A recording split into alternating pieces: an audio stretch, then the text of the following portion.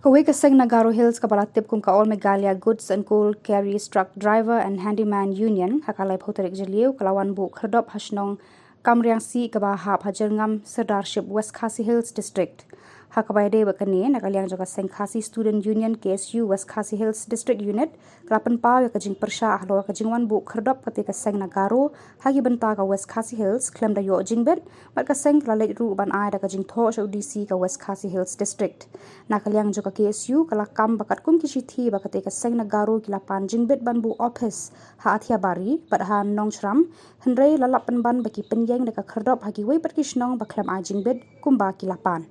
Nakaliang joka KSU keladawan DC bomde ban ailat yakum kini kikun hun yo kin mi kinu kijing e pat kijing snusi hadian habot.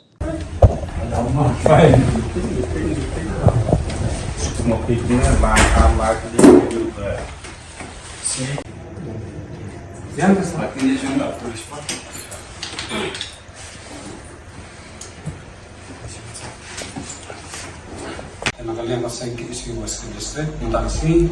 Dewan Nilawan itu DC yang Western District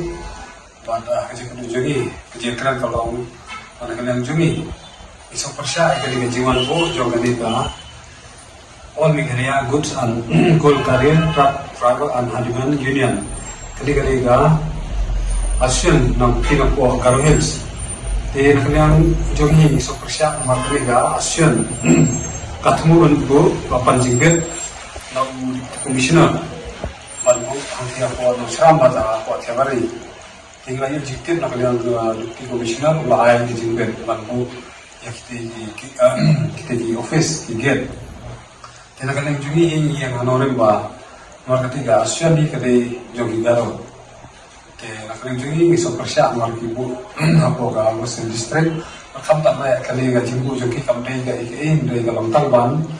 yo ban krong ya ki truk kajana berputar tepa jadi kalau kalau kajik penuit amtang ya kini ya yang kam tambat